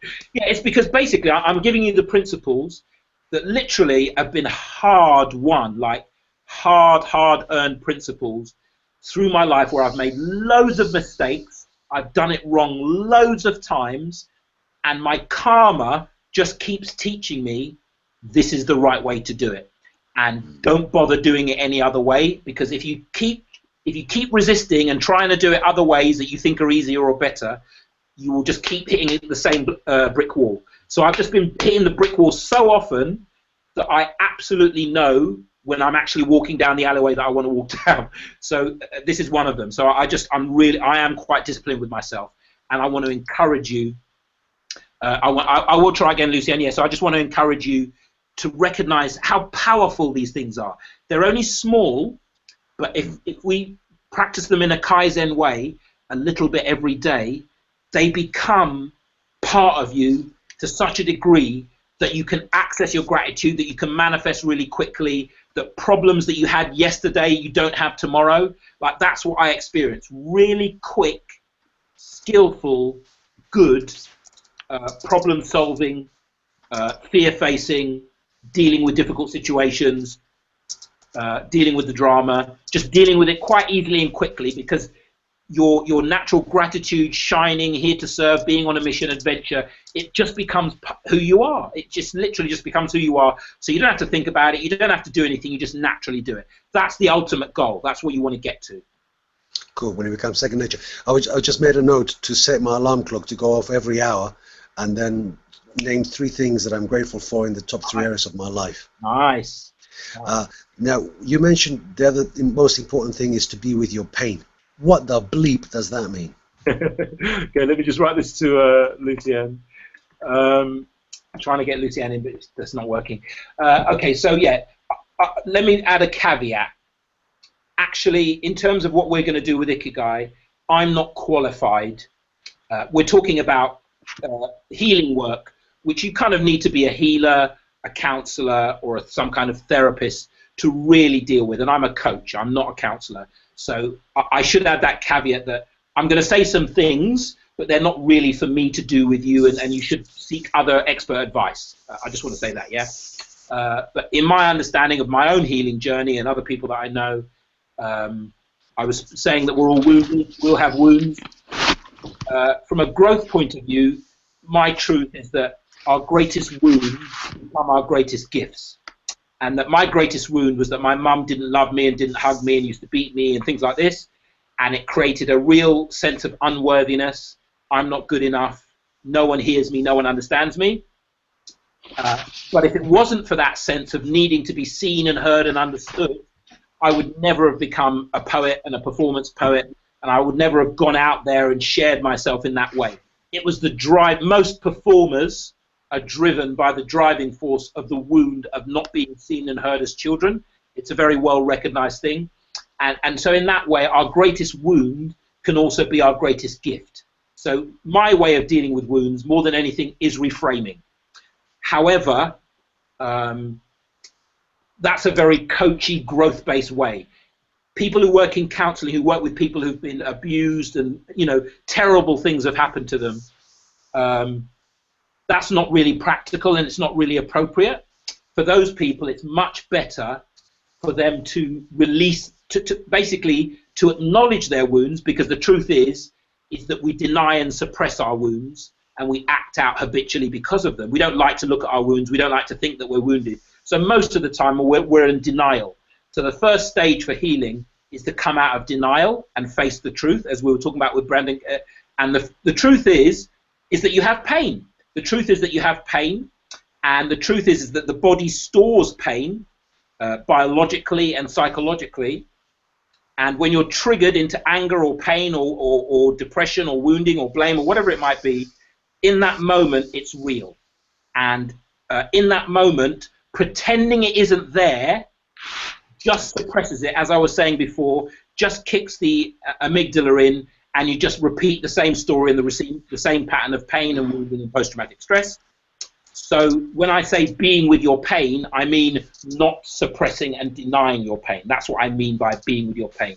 If you are in pain, suppressing or denying it just continues and actually amplifies it. Actually facing it, looking at it, recognizing it, being with it is the first step to healing. That's what I mean. So suddenly I'm thinking of things like emotional freedom technique. Yeah. So even though I feel like this, and the Sedona method, can I allow myself to feel just as I feel? Yeah. No. Can I allow that to be the case? Yeah, yeah. A bit like Byron Katie, EFT, I know lots of matrix reprinters and all of these energy techniques for releasing pain. I think certainly some of them are valid and very helpful, and they've helped myself and other friends. And that's why I said I don't want to talk about healing technique, because I'm not a healer. I was just talking about it from our perspective, that ultimately life is full of pain, but suffering is a choice. You can't. I just wondered how you were with your pain. Yeah, in terms of my pain, my pain with my mum, I've been through a lot of healing, and it's the central type of healing that I've used is simply self-parenting, which is when I'm triggered into my wounded child, and I'm acting out, whether it's angry or shouting at my girlfriend or my friend or my mum, whoever it might be, just being aware that I've been triggered is the first step. Oh, like this person didn't cause me pain. They just triggered pain that was already in there. That recognition is half the battle. And then you recognize, oh, I'm acting out my wounded child. And then if you're able to notice that, you can then do what's called self-parenting, which is you can bring your higher awareness, your adult, mature self, and you can literally hold your wounded child. You can hold your pain. You can hold it and say, don't worry, it's okay, I'm with you. And you can hold it. And if you do that for long enough, just as EFT does, you can release the pain and transmute the energy held up in it into creative power. And that's how I've always healed my wounds. This is fascinating, because that was another thought that I had when it came to facing fears and also being with your pain. This idea of like almost, I've done this to some really good results sometimes when nothing else worked, including EFT, and that's grabbed hold of my tiger, which represents my higher self. And of course it does. And an elephant, which represents whatever, could be my fear, my contraction, my subconscious, and then they have a chat, and usually before they chat they have a hug, and in that moment I'm like, oh, already mentoring or melting. So that's what you're talking about. Okay, great. That's a version of self-parenting. Absolutely, that's a version of self-parenting. It's just recognizing that you always have, the witness is always there. Your higher consciousness that is aware of everything, what they call the witness, is always able to be the mature adult, whether you call it the tiger or whatever. There's always that part of you that's there. And when you have enough awareness to recognize that the wounded little part of you is also there, they can come together, have a hug, it can console it, and you can actually heal. Woohoo! I'm on track, baby. Okay, good. And the truth is, and this is one of the things, another paradox, is that you can't actually heal outside of the experience of pain. Like, you have to feel the pain to be able to heal it. You can't heal it mentally. You can't think yourself into healing. You have to body, feel, emote, express yourself. Okay. So that technique of self-parenting, the reason it's so powerful is that it's an in-the-moment technique, like Byron Katie. It deals with the pain in the moment. It's not therapy. It doesn't ask you to go through the pain of your childhood. It doesn't ask you to rehash the past, which is infinite, and you can stay in therapy your whole life, which is why people do. Self-parenting is about healing your pain in the moment whenever it comes up. And again, incremental growth. If you heal your pain a little bit in the moment every day, you find that you've done 10 years of therapy in a couple of months. Oscar, when you were saying about, did you say the Sedona technique? Is that similar to that as well? I've not heard of that one. The Sedona method. It's wonderful. Is that similar to what you were saying about the lion and the elephant then? No, that was inspired by non-violent communication, and he uses a giraffe and a jackal. Oh, right, okay. How do you spell it? The Sedona method. Yeah. Sedona. And if you look on YouTube, there's some really nice videos as to how this guy does it. Yeah. I've just not heard of it before. No, thank you. One thing about the Sedona and EFT is that they go straight... Oscar, can I just interrupt you to ask to carry on talking about Sedona while I have a wee? Please carry on. Okay, great. Are you taking us to the bathroom with you, Chris? I hope not. Obviously, we're with you in spirit, but we don't need to do that. Oh, so sorry. Yeah, one of the things that I like about the Sedona method and EFT is that they... Are you familiar with EFT? Yes. So just like with EFT, they go straight for the shit. Okay. Don't try and brush it under the carpet, but go straight for it, and I really like that. So the basics of the Sedona method are about 3 questions, really powerful. The first question is something along the lines of, can I just allow what is to be? In other words, it can be a bit wordy, but it's worth practicing. And I did this for a year with somebody. We used to coach each other. Okay. And the first question would be something like, just notice what is present. If not, welcome it. That can be too much to try and do. Welcome it? No, I fucking hate how I'm feeling. So can I just allow what is to be? Now, usually one of the popular replies is, no, I can't. Yeah. I'm not willing to allow what is to be because as soon as I do, I feel worse. I want to get away from it. I'm resisting what is because it's so painful or whatever. So the answer to that question could be no. I can't allow what is to be. Okay, in that case, could you allow your resistance to be? Wow. Okay. Yes, I can allow my resistance to be present without judging it. Excellent. Next question. If you can, are you willing to? Again, takes a few moments. Okay. Yes, I'm willing to. Okay. Last question. When? And when you can get to the place of now, suddenly you start to release. And then it's easier to kind of go, okay, now can we look at what's present? Could you allow it to be? Yes. Are you willing to? Yes. When? Now. Yeah. Oof. Is that the Sedona technique? Yeah. Lovely, lovely. That's very similar to Byron Katie. I don't think so. It asks you a series of 4 questions. There's 4 main. Reframing. So in terms of questions, it does deal with questions, yes. But apart from that, I don't see that much of a similarity. I only said that because as you ask the questions, it brings you into the moment, it brings you into truth, and you answer the question, and it allows you to relax because you can accept whether or not you can accept it. It sounded a very similar process, but that's doesn't matter. I think it's great anyway. And more importantly, how did you think it was, Nikki? Nikki? Sorry, I just turned my mic off because I'm making noise. I kind of agree that it is like Byron Katie, just because in that they both have the same objective to make you step away and have a different perception. That's how it kind of works in my head. But I've not heard of the Sedona technique, and those questions, they sound, I don't know, I really love them. Thank you. Yeah, nice one. Lovely resource. And just to share one thing, I do see the similarities in terms of we have questions to go through that take you into a different state. However, when I said I don't think so, it's because of the nature of the questions, and I'm pretty familiar with both approaches. Okay. You're all right, and I'm right. I mean, it's just how you facilitate it in your brain, isn't it? So. Totally, yeah. And it feels. I absolutely hear that, Oscar, and I'm sure you're right. And it's similar to that visualization thing. It's like different questions getting you to the same place. As long as it gets you to the same place, it's all good. Yes.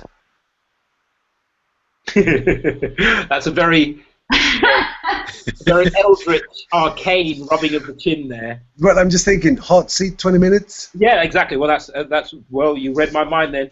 Hot seat, definitely. We've got another half hour left. Is that you volunteering to go, Oscar? Maybe I could go second because I'm new to this, or third if.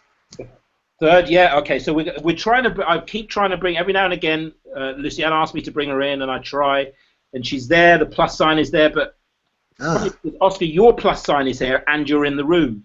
Nikki's is a minus sign, and she's in the room. Lucianne's in a plus sign, and she's not in the room. And when I press it, it's going to disappear now, isn't it?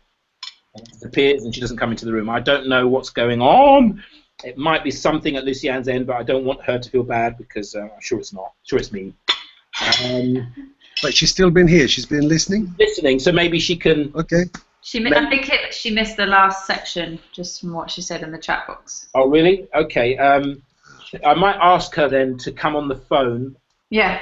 And shut down so that we can actually hear her. So, Lucianne, I'm going to phone you now and get you on the blower. And I would suggest that you come off the screen, otherwise you're going to get delayed. It's all going to sound horrible.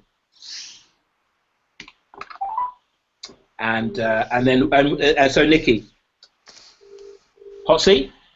I mean, I'll definitely do one. I'm trying to think of an issue. I feel like I've had so much out of this call already. One sec. Hi, Hun. So did you hear all that? We're thinking, well, because we're going to do the hot seat now, so that we can hear you. Maybe you turn off the screen and we talk on the phone. Okay? Okay, so Lucianne's here. Can you guys hear Lucianne? Say hello, Lucianne. Say hello, Lucianne. Hello. Oh, yeah, I heard. Yeah, so have you turned the screen off? Sound. Or turn it down, yeah. Yeah, okay, so as long as you can't hear the volume on your laptop or whatever you're using. Okay, so you can say hello. Let me see if those guys can hear you on my laptop. Say hello. Hello, I can hear. Hi, Lucienne, very faintly, but I can make out what you're saying. okay, great. Okay, so we'll go with that then. Let's try and see how we go with that. So, Nikki, you'll do it, but you haven't got a burning question. Lucianne, would you like to do the hot seat? Have you got a burning goal or challenge or block that you want us to brainstorm for you? Well, a bit. I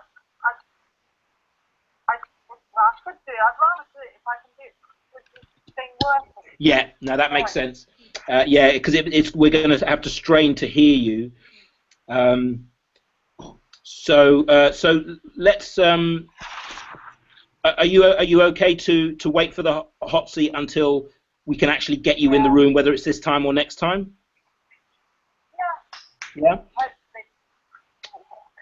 Yeah, I'm pretty sure Nikki will probably be able to help you. She's really good. There's a couple of things that you have to do, maybe download something to get into the room, but I know you did. That's why it's so weird. Maybe we'll use Skype next time. If it makes it easier, I might use Skype. Anyway, but what I will say is that you will be able to contribute to the brainstorming. So whoever does the hot seat, I'm still going to hold the phone here so that you can say your piece, yeah? All right.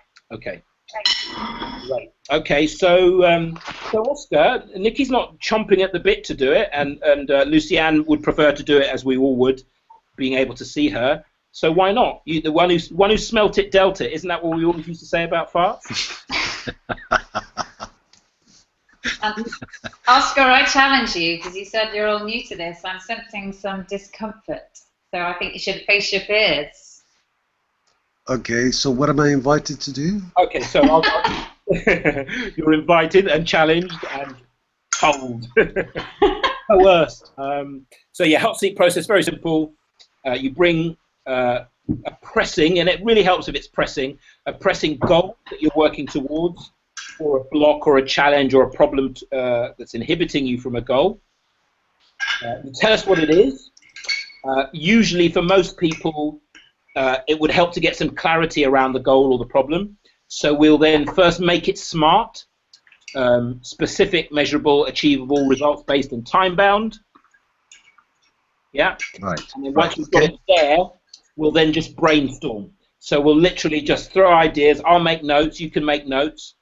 Throw suggestions, advice, resources, links, whatever it might be your way. We won't waste any time criticizing any advice or brainstorming that we do. As we know, in brainstorming, no criticism. So we just get it all out there creatively as much as possible. And then at the end, you can then go through the ideas that you feel are helpful, and then make a next step action plan. Because the one thing that's really important, I wanted to say this earlier actually, now that we're doing a focused bit of work, the key is we want everyone to make some progress. It doesn't have to solve all your issues. It doesn't have to be the big aha moment, as we were saying earlier on. What we want is for you to make some progress and have an action point and an action plan that helps to move you towards that goal that you brought forward. So that's the aim, is for you to come out of it with something concrete so that you feel, yes, I've made progress. This is what I needed. I can do something different now. All right. Yeah. Okay, so over to you, Oscar. Thank you very much, guys. Okay, the most succinct way I could put it is 6-pack. 6-pack shortcuts. Why don't you speak to whatever his name is that's always on YouTube? Sorry? Are you talking about the six pack as in your washboard stomach? Exactly. Six-pack abs. Yep. Six-pack abs, yeah. Six-pack abs. I think they, to me, reflect my responsibility and freedom muscles. So it's really not about the six-pack. It's just a reflection of my responsibility and freedom muscles. They reflect my willingness to embrace the greatest gift, which is life itself. Oscar? Yes. Because we've only got Yep. whatever. State it as a goal. State so. Okay, so six-pack. I want a six-pack. You want to sit Now, I was chatting with somebody today. I'm going to speak to him again tomorrow. His brother runs an increasingly successful raw food restaurant. I want to talk to him about my idea for an app and an online platform that helps people recondition their subconscious mind, so they think about health in a way that they feel motivated to embrace. So I can see how my six-pack is associated with this. It's not in isolation. However, I have an equation in my head which is health, and six-pack would be like the ultimate in this respect, equals wealth. Okay, yeah. Again, that's great that you're linking it in with everything. I don't mind that it's six packs. It's whatever. As long as you know, as long as you feel that it's associated with your Ikigai, then I'm happy to deal with it. Yeah, it very much is. Not just a six-pack, but muscles. I have a picture of Maverick, and this is the free, responsible me. Okay. And he's got a six-pack. Okay. All right. So let's just make that sharp then. So specific. I want a six-pack. That's very specific, isn't it? It's measurable because you can see it. Maybe you want to do that thing that Tim Ferriss recommends of taking pictures of your body every day as you work towards it. Good call. I'll just throw that in now. That's actually not a brainstorm idea, but I just want to say that. Smart, measurable, fact, achievable, definitely. It's achievable, isn't it? You totally recognise it's achievable. I've got a date for it, which is the day I get my driving license back, 17th of August. No, 12th of August next year. 12th of August, 2017. Yes, that's when I get my driving license back, and to drive is a great metaphor for me to live, to drive. Perfect. The first habit of the 7 habits. Yeah. So we don't need to do much work. You've made it smart. So you want a six-pack. You want six-pack abs by the 12th of August, 2017, for all the reasons that you said. Yes. Okay, brilliant. Now that's it. That was simple. Okay, so that's fairly simple. So are you happy for us to just start brainstorming that now, and to make notes of any ideas that you like? Yeah. Let me just check in with Luciane for a sec. Hi, Luciane. Hello. Hello, Luciane. Is she typing? It's not me typing. Missed all that. Hello, back again. Okay. Hello? Oh, hello. You back? Yeah. Are you there? Yeah, I'm here. I've just put you on the screen as well because I can hear you better. Can you hear me? I can, yeah, but I don't want to get feedback because I was getting feedback from the screen, so I had to hold the phone away. Okay, I can hear you now. Okay, great. Okay, so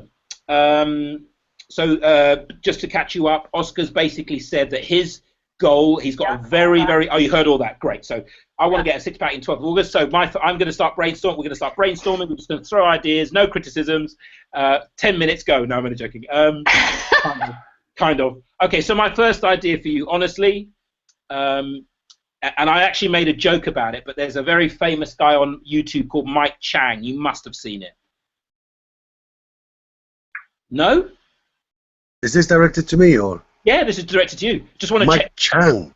Okay, if you believe me, if you'd have seen him, you'd know his name. Okay, so my first suggestion is check out Mike Chang, who literally his company is called Six Pack Secrets. On it. And as somebody that has gone through the health and fitness market, thinking both for myself and to potentially use it as a business, there's another one that I can't think of the name of it right now, but a lot of it what boils down to. So Tim Ferriss, actually another one. Tim Ferriss in his book The 4-Hour Body does two brilliant exercises, 3 actually, for working on your abs, because as I'm sure most people know, the ab muscles aren't the ones you work with sit-ups. No. And there are two very special. There's the vomiting cat exercise when you go on all four is one that really works that muscle, and another one you use one of these. Hold on one sec. It's called the Myotonic Crunch, isn't it? The one. So can you see that? All right. Oh wow. Bosu ball, yeah. Fucking wicked. It allows you to do a sit-up in such a way that you get the full range of motion. So you kind of can't Beautiful. really, but one of these. And Tim Ferriss's book, The 4-Hour Body, and kettlebells, amazing. Really? I got about a 4.5 pack using those, and then met a girl and let myself go again. It happens all the time, mate. Dude, how come you let... No, this is a good point. How come you let yourself go again? Because what does that teach you? Ooh, that's a bit of a judgment. No, it's okay. It isn't. Not at all. No, Not at all. I don't take it. I mean, it's funny to put it that way, but I think it's absolutely true. It should teach me something. I hope it teaches me something. Taught me something. It probably taught me a bunch of things. It taught me about my pattern in relation. One of the things it taught me is about my pattern in relationships, which is in the early days of relationships.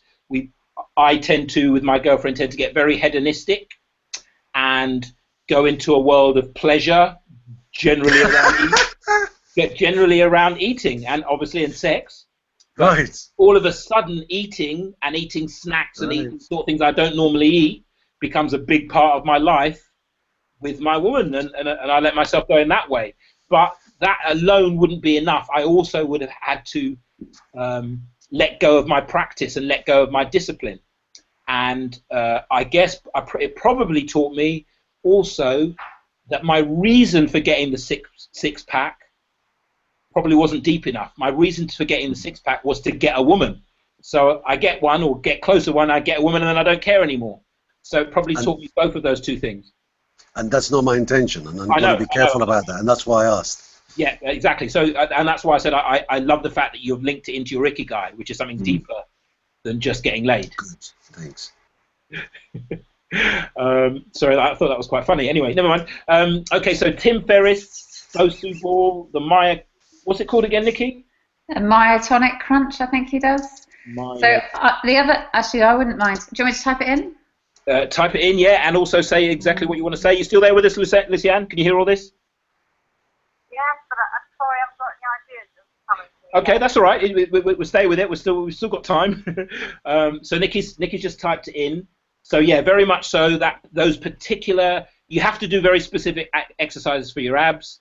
So in terms of the muscle toning and development, I think those things are all very helpful. But then there's also the losing the weight, and you know, I'm guessing it's a two-part thing. And it's both. Yeah, totally. Because I would say, having done those two exercises from the 4-Hour Body, I have a six-pack, but you can't see it because it's covered with a little bit of love handles.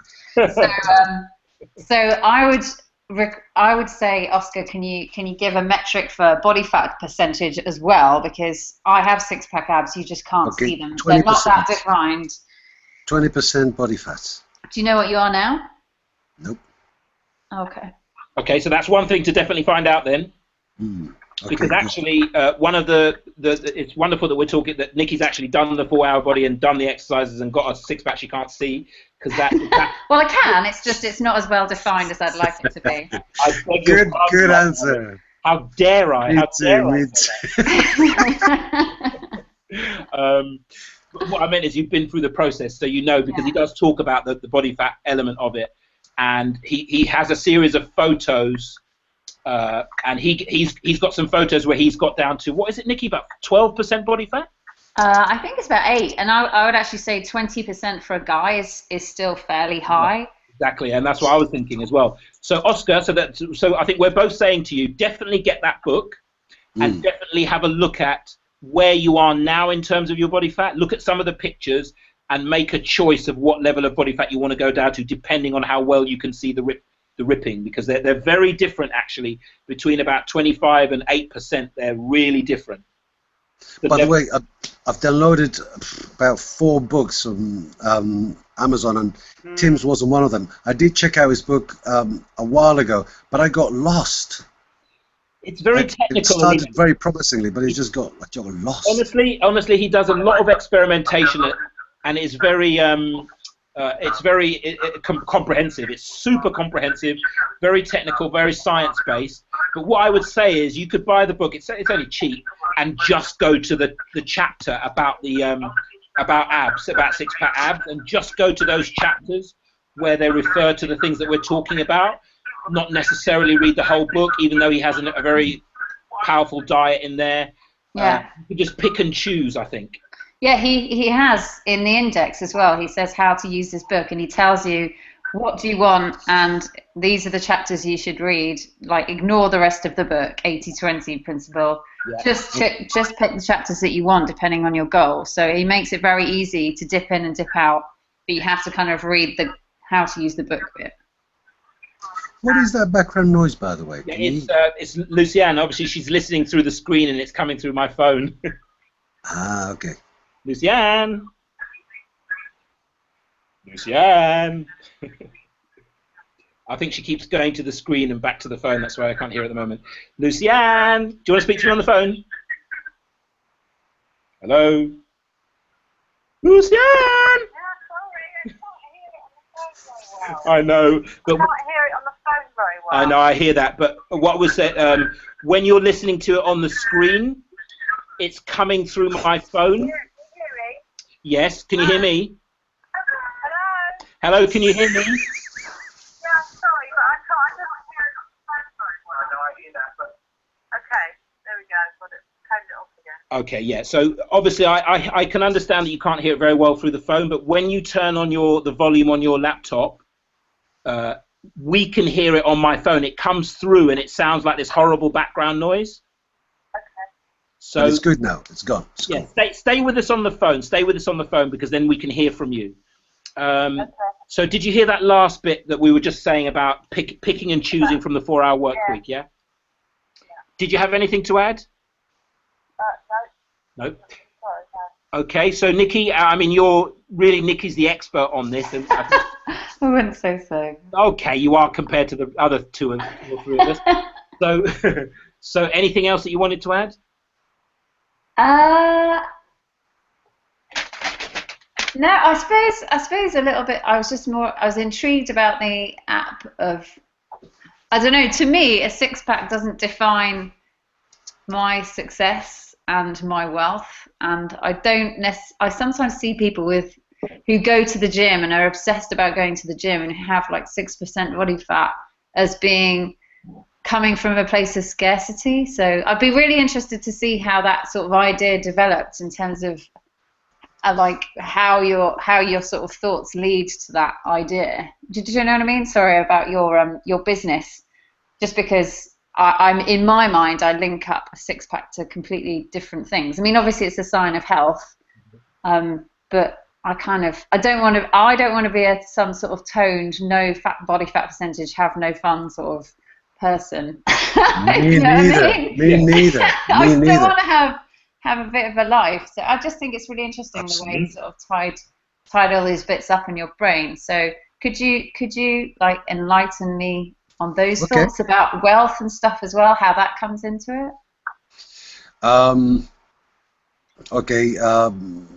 Punchlines.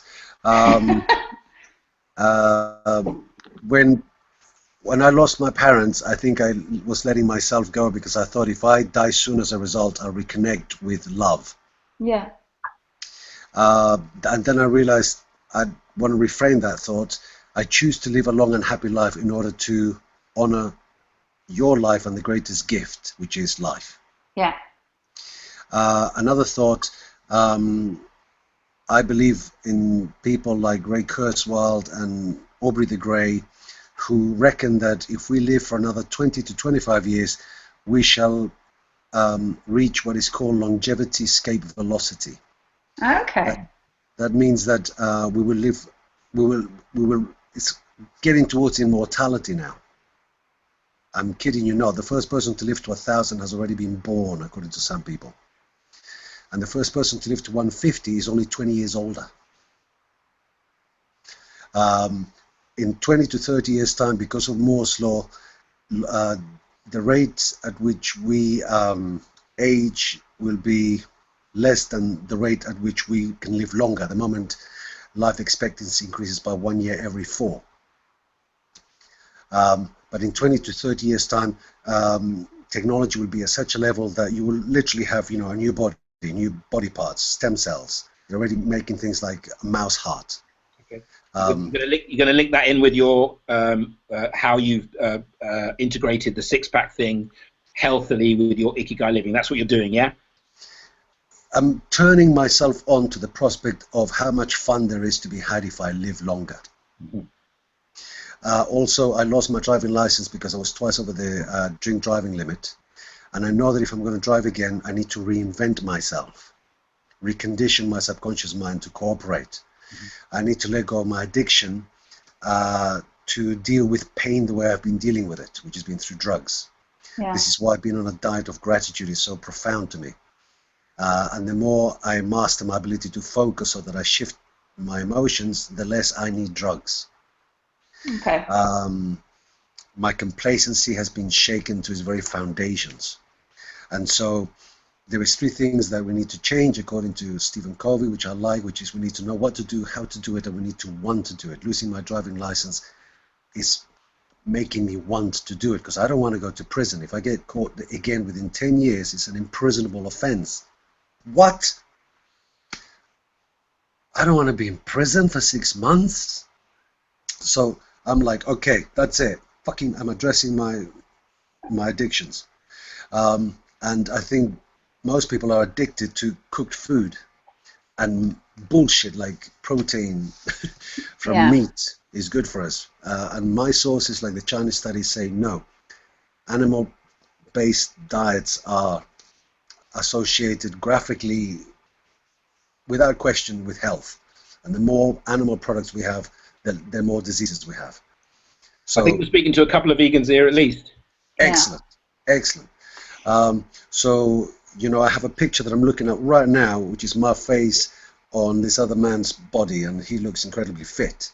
Oh, I and see. I'm thinking, and it's part of my moving vision board, and I'm thinking, I want that, but what do I want that? To get laid? No. Do I love getting laid? It would be fucking fabulous, considering how often I get laid at the moment. Yeah. But what I really like is the idea that it reflects my responsibility and freedom muscles, and I really mean that. Okay. Yeah. So, to me, I'm trying to think of one of the things that I wrote down in my vision board. Fit boys turn heads, fit men break necks. A fit man says so much to me, like a beautiful 17-year-old body is a gift of nature. A beautiful 47-year-old body is a gift of self. Yeah. Yeah. And it says, I have mastered, Aristotle said the greatest victory is the victory of a self. It is self-discipline. It is self-control. John de Martini says the same thing. The number one thing people ask him is, how do I stay committed? So as I mastered self-control, self-discipline, I am mastering self-love. That six-pack is self-love. Okay, I buy that. Nikki, do you buy that? Yeah, oh no, totally. So I suppose I was just immediately starting to think about those six-pack ab programs, which are like, can sometimes be definitely going for the quick win. Whereas that would be like, if you talked about your story, that means so much more than than you previously stated your goals. So yeah, I can completely understand where you're coming from now. So thank you for explaining that. That makes perfect sense. That makes perfect sense. That makes perfect sense. So let's wrap up now, because I think we're 4 minutes after 9. So Oscar, you've been given quite a few things. I've made a note there. I don't know if you made a note. I've been making notes throughout. You have. Okay. All right. Good. So you've got various things. You've got Mike Chang, 6 Pound Secrets. You've got Tim Ferriss's book, The 4-Hour Body. Bosu balls, Myotonic Crunches, Kettlebells. By the way, Kettlebells is one that you might be very interested in. It's a very manly exercise, and according to Ferris, and I actually agree with him, the double kettlebell swing, which is the exercise I do. Yeah, I do it. Probably the most efficient exercise in terms of exercising the biggest muscles and the most of them in the shortest time, I think, and very good for your core. Obviously, planking. There's the body fat stuff. There's the I put love handles here. I was almost going to say there's Nikki's love handles, but no. They're getting smaller, but there's still a little bit there. There's a smaller by the second, yeah, I imagine. And using the 4-hour body selectively, picking the bits you're interested in. I think that's the key thing that came out of that for me, is that you've got very specific goals. I think you've convinced us all that they're smart and integrated. As it's not about getting laid or anything superficial. You've tied it in with a deeper meaning in your life brilliantly. So do you want to grab out of that lot a next step that you want to take either immediately after this call or certainly first thing tomorrow? I do know what you said. Kettlebells double what? The double kettlebell swing, which is double swing. That's just good enough. No need. Don't worry. I look online. I just needed keywords. Yeah, no, it's good. Okay, beautiful. Yeah. Okay, so that's a double swing. Yeah. And what's the name of the ball?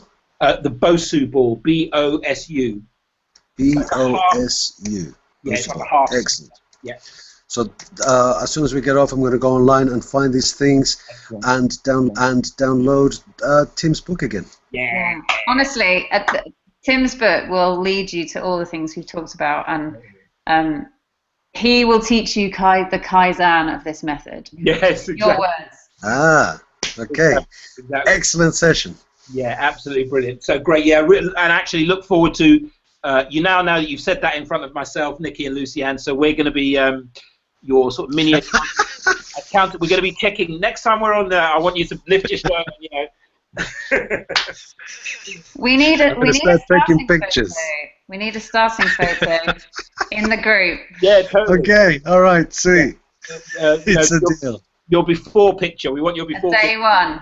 Day one photo. You can appreciate Where would I put this? On WhatsApp, or is there like a Facebook on WhatsApp? Yeah, put it in WhatsApp. Yeah. Okay. Definitely. I'll do it right now. Excellent. And just a little bit of housekeeping before we wrap up. So I'll do a little email list of the 4 of us, and so any follow up from this meeting ahead of the next month's Hangout, we can do on that email thread. So obviously you've always got WhatsApp for the various bits and bobs that we're doing, but specific Omega Hangout stuff aligned around what we've talked about today. If anyone's got any questions or queries about that, let's keep it to our private little email thread. If we keep things in our little groups, then we can keep clear and focused on them. Cool. Okay with everyone? And this will be available on YouTube, won't it? This will be, it won't be. I'll send you the link. It won't be public. I'll make it private. So yeah, Lucianne's still with us. So let me just read what she said. Mind over body. Thinking yourself fitter. All right, she's so sweet. She's trying to contribute. If anybody's been doing mind over body, I know you have Oscar. So I'm sure you're good with that. So yeah, so Oscar's got his next step. He knows clearly what he's going to do. We had a really deep. I'm really happy that we had a deep question and answer about that inner game, outer game stuff, and those 6 principles. I do hope that we continue to work on those, and you know, as you apply them and experiment. It's all about experimenting. As you experiment them with your life, because I obviously I do want you to take my word for it, but I don't want you to take my word for it. I want you to experience it for yourself, but you need to kind of believe it enough to try it. And then I feel as you try it, you'll get your own results, and I really want to hear them back. I want to really hear what your results were. So next month we'll touch in about that, and then we'll do a bit of a Q&A again, and then we'll go back into the hot seats. Wonderful stuff, dude. Okay, guys, thank you very much for staying with me for 2 hours and 10 minutes. You are the absolute best.